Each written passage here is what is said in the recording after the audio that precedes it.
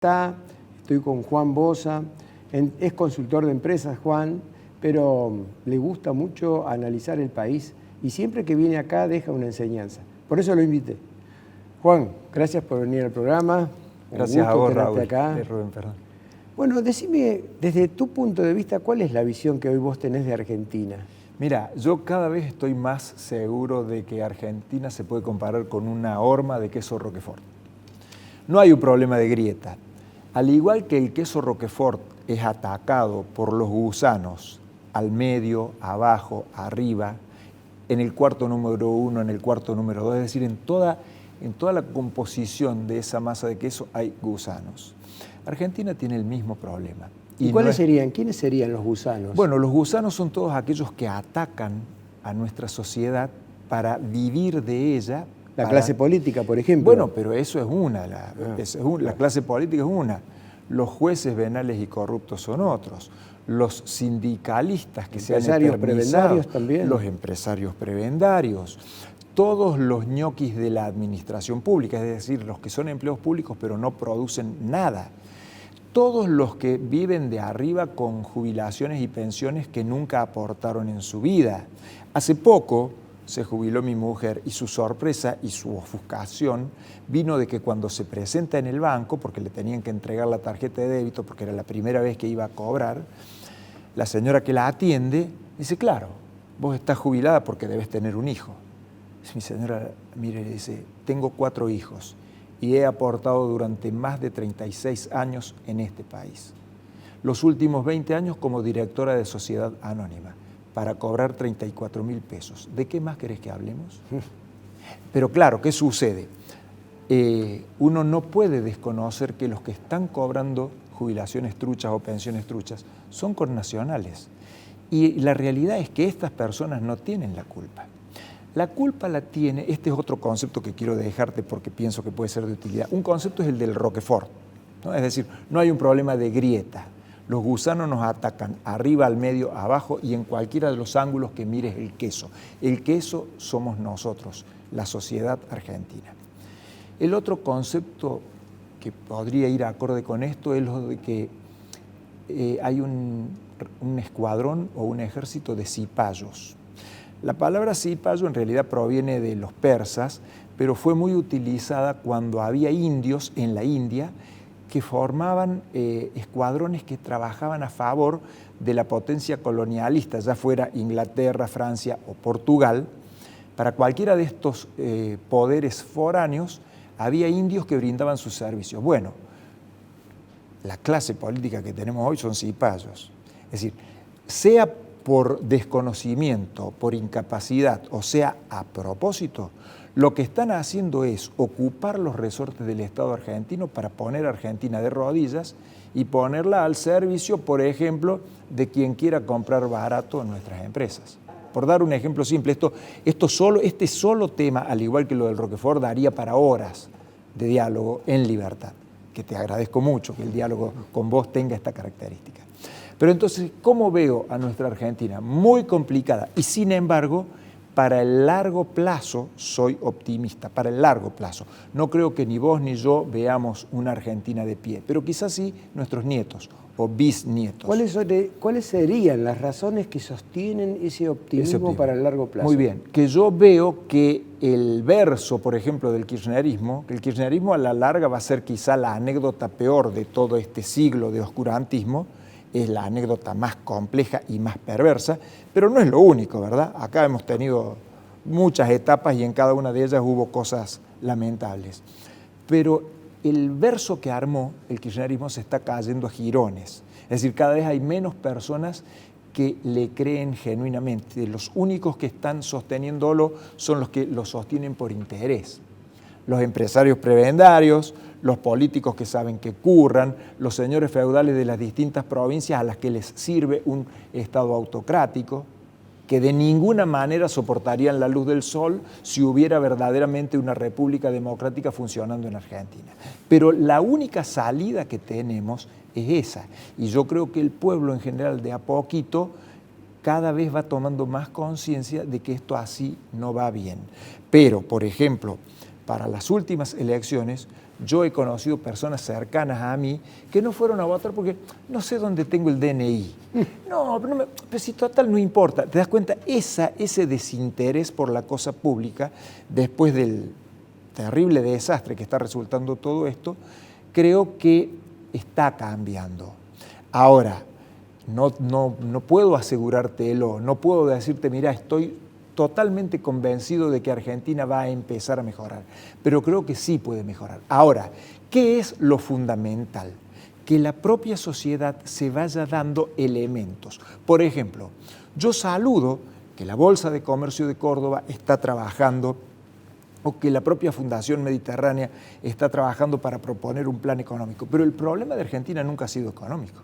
El problema de Argentina es un problema político y cultural. Entonces, debería haber algunos políticos que estuvieran, además de considerar las cuestiones económicas, que estuvieran considerando, por ejemplo, reformas a las leyes penales y sobre todo un cambio en la orientación de la justicia. Basta del garantismo que nos ha convertido en la hazme reír del mundo, porque las cosas que han sucedido y que siguen sucediendo son absurdas. Sin ir más lejos, actualmente hay una familia, un padre con sus 2 hijos, que cuando entraron los ladrones los molieron a palos porque entraron a su casa a robar. Resulta que los ladrones le hicieron una denuncia por privación ilegítima de la libertad y los que están presos son el padre y los 2 hijos. Esto está sucediendo ahora y es una vergüenza que suceda, pero está sucediendo en San Lorenzo, en la provincia de Santa Fe. Todavía ahora el padre y los 2 hijos que defendieron la integridad de su familia y defendieron sus bienes están presos y los ladrones quedaron libres. Bueno, eso es otro de los aspectos, es decir, no solo es lo económico, es lo penal. Las sanciones penales. También, por ejemplo, el funcionamiento institucional. Es una vergüenza que siga existiendo la lista sábana para la elección de diputados, pero sigue existiendo. Como te darás cuenta, es interminable la cantidad de cuestiones de las cuales algún político o algunos políticos deberían ocuparse, porque no alcanza con que, por ejemplo, la Bolsa de Comercio o la Fundación Mediterránea presenten un buen plan, si no hay quien tenga la capacidad política de explicarle a la gente con claridad qué es lo que está sucediendo y poner a consideración y obtener de la sociedad el poder suficiente para revertir la cosa. Ahora, ¿cuáles serían las características que debe tener ese político o ese grupo de políticos?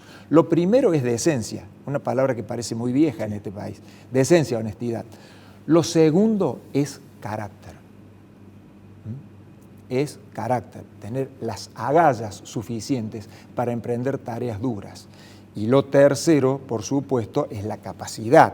Capacidad no solo de entender cómo hay que articular todas estas variables nuevas que hay que instalar, sino también la capacidad para comunicarlo, para explicar lo que necesitamos. Nosotros necesitamos, voy a decirlo de una manera que hasta no me gusta la palabra, pero nosotros necesitamos un relato nuevo y verdadero.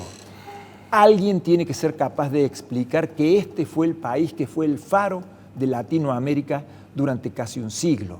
Y alguien tiene también que explicar que hasta que se terminaron nuestras guerras civiles éramos la zona más pobre de Latinoamérica. Y que si nuestra deriva sigue así un siglo más o antes, vamos a volver a hacerlo. Este es el país que asombraba con la cantidad de premios Nobel que hemos tenido. ¿Cuánto hace que no tenemos un premio Nobel? Pero además, ¿cuáles son las chances de que volvamos a tenerlo? Ninguna en la actual situación. Te interrumpo sí, porque por me hace seña de que nos quedan 1 minuto y medio sí, ¿cómo no? del bloque. Muy bien. Vos me comentaste que tenés un hijo viviendo en Suiza. Sí. Y supongo que él te debe contar cómo vive y los valores que ha ido recargando él a través de su vida en Suiza. Y que a vos te ha permitido establecer parangones diferenciales entre la vida en la Argentina y la vida en Suiza. ¿Qué me puedes decir de eso? Mira, lo que te puedo decir es que, con todo el dolor del alma, mi hijo no piensa en volver a este país. Digamos, él estuvo viviendo 7 años en Buenos Aires, 5 de esos años los vivió a 4 cuadras de la Casa Rosada por una cuestión de comodidad, porque le resultaba, podía ir caminando a la oficina en donde trabajaba en un banco internacional. Y él estaba cansado de, por ejemplo, no poder dormir por las batucadas permanentes todas las noches cada vez que estaban los piqueteros estacionados ahí o cada vez que había una manifestación de lo que se te antoje, porque hay manifestaciones todo el tiempo. Y esto le tocó en la época del kirchnerismo y le tocó en la época del macrismo también. Y él bajaba para ir caminando, dice, la calle era una mugre, parecía un baño público. Bueno, claro, él estaba educado de determinada manera. Él tiene determinados valores, es decir, determinadas concepciones claras de cómo es la vida en civilización. Y ha trabajado durísimo. Mi hijo ha llegado a trabajar 16 horas por día de corrido, de lunes a sábado, sin parar. De esa manera ha logrado, bueno, esta situación de poder estar haciendo este posgrado allá en la IMD, que es la escuela más prestigiosa de negocios de Europa, y él está viviendo en la ciudad de Lausanne. Y me dice, mirá, esto es calidad de vida. O sea, la mujer de él, que trabaja en la ciudad de Ginebra, cerca, vuelve del trabajo en tren a la noche, cuando ya es de noche, es noche cerrada, y se baja del tren y va caminando a su casa y va hablando por teléfono con sus padres que viven en Mendoza y no tiene ningún problema. Es decir, mi hijo no tiene la necesidad de salir corriendo a ver a qué hora llega el tren para ir a buscarla y acompañarla. No, porque no le va a pasar nada.